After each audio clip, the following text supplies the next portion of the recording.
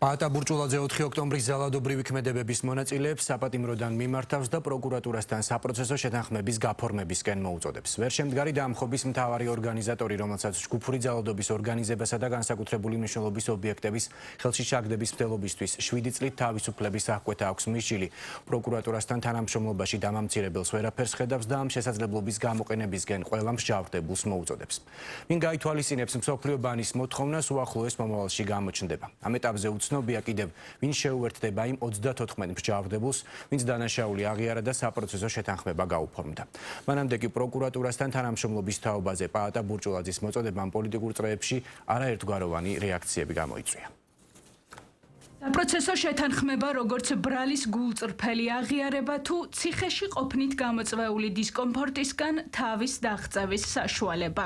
რატომ გადაწყვიტა 10 თვის შემდეგ პირველად პროკურატურასთან თანამშრომლობა 4 ოქტომბრის ვერშემდგარი რევოლუციის ერთ-ერთმა მთავარმა ორგანიზატორმა პაატა ბურჭულაძემ და რატომ მოუწოდებს იგივეს გაკეთებისკენ დანარჩენ მსჯავრდებულებს? პასუხი მის Facebook გვერდზე გამოქვეყნებულ იმავე განცხადებაში იკითხება. ბურჭულაძის სიტყვებით უკანონო პატიმრობით მათ უკვე დაამტკიცეს ერთობა და შეუპოვრობა. ბრძოლის გასაგრძელებლად კი გარეთ ყოფნაა მნიშვნელოვანი. დაკავებიდან 10 თვის თავზე ამბობს იმასაც, რომ ამაში დამამცირებელი და ღირსების შემლახავი არაფერია. პირველი ნაბიჯის გადადგმას ბურჭულაძე ექიმ გიორგი ჩახუნაშვილს სთხოვს, რომელსაც აქციის სხვა მონაწილეების მსგავსად ბრალი ედება 4 ოქტომბერს ჯგუფურ ძალადობაში მონაწილეობასა და სტრატეგიული მნიშვნელობის ობიექტის ხელში ჩაგდების მცდელობაში. მოამბე ექიმის ოჯახის წევრს დაუკავშირდა, რომლის ინფორმაციით ამ ეტაპზე ჩახუნაშვილს დანაშაულის აღიარების შესახებ პოზიცია არ შეუცვლია. გავრცელებული ცნობებით საპროცესო შეთანხმების გაფორმებას გეგმავს ორგანიზატორთან ნაწილი.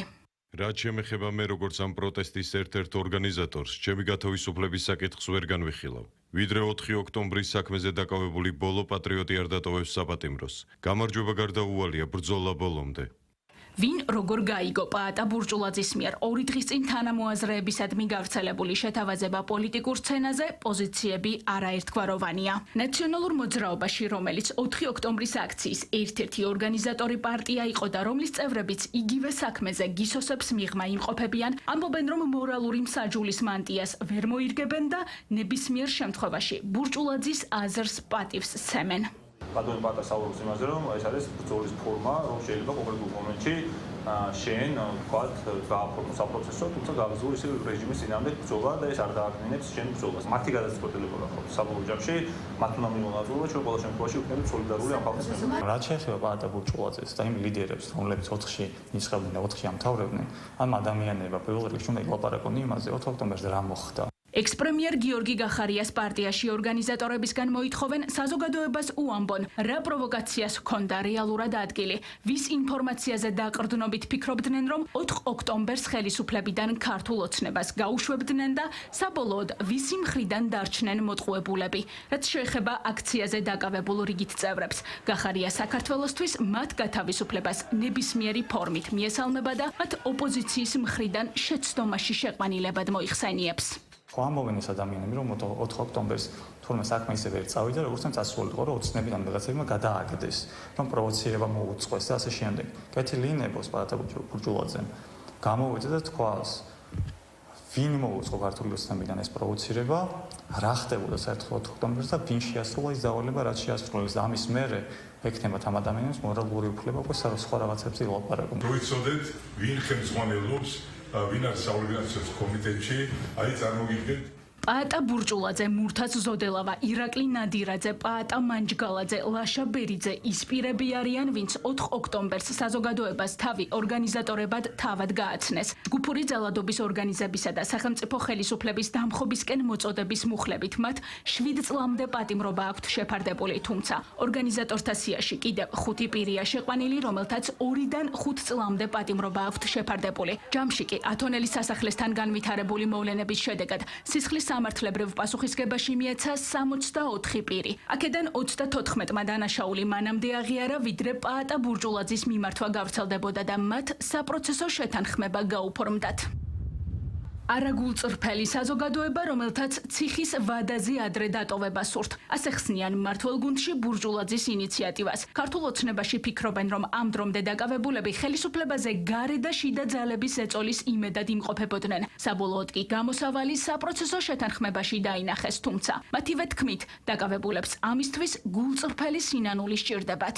როდესაც შენ ხალხს აჩვენებ, რომ ხარ რევოლუციაზე წამსვლელი, ხარ იქ რაღაცა დამხობის მომხრე და გამკეთებელი და ამ დროს რამდენიმე თვეში ამბობ, რომ მაპატიეთ მე დამხობის მომხრე რომ ვიყავი და რომ მოუწოდე საზოგადოებას, ოღონდ მაპატიეთ და გამიშვით ციხიდან და აღარ ჩავიდე მეორე დანაშაულსო, ეს უკვე ნიშნავს იმას, რომ ანუ შენ მაშინაც თყუოდი, როცა საზოგადოებას მოუწოდებდი, რომ ჩვენ ხელშია უკვე პრეზიდენტის სასახლის გასაღებიო და დღესაც თყუი, როდესაც ამბობ, რომ რაღაცას გულწრფელად ინანიებ. რა თქმა უნდა, მიზანი არის ის, რომ როგორმე საპატიმრო დატოვო. მანამ სანამ ისინი იმ ნარატივზე იქნებიან, რომ უკან პატიმრობის ტერმინს აიფარებენ ფარად, ალბათ წარმოუდგენელი იქნება საპროცესო შეთანხმება მობეზრდათ საპრობილეში ყოფნა და იმ დანაშაულისთვის ბრალის და სასჯელის მოხდა, რომელიც ნამდვილად ძალიან მავნებლური იყო და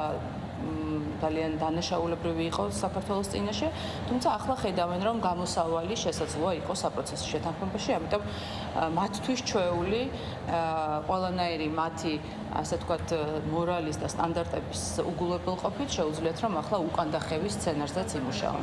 ორგანიზატორები 2025 წლის 4 ოქტომბერს ანტისახელისუფლებო განწყობების მქონე საზოგადოებას დედაქალაქის მთავარ გამზირზე ეპატიჟებოდნენ და მართვის სადავეების აღებაში არწმუნებდნენ. მათ მიერვე წოდებული მშვიდობიანი დამხობა. მშვიდობიანი მხოლოდ იქამდე იყო, ვიდრე ყოფილი სახელისუფლებო პარტიის სახემ მურთაც ზოდელავამ აქციაზე შეკრებილებს პრეზიდენტის სასახლის გასაღების ხელში ჩაგდებისკენ მოუწოდა. დამხობა ვერ შედგა. მაქსიმუმი, რაც 4 ოქტომბრის აქციის მონაწილეებმა მოახერხეს, პრეზიდენტის სასახლის ღობის გადანგრევა და მიმდებარედ სახელმწიფო და კერძო ქონების განადგურება იყო. სახელისუფლებო პარტიაში დარწმუნებულები არიან, რომ 4 ოქტომბრის ორგანიზატორები გარე დავალებებით მოქმედებდნენ და ამ დღეს სამართალდამცავმა ორგანოებმა კოორდინირებული მოქმედებების შედეგად ქვეყანას თავიდან აარიდეს გარედან მართული ძალაუფლების დამყარების მცდელობა.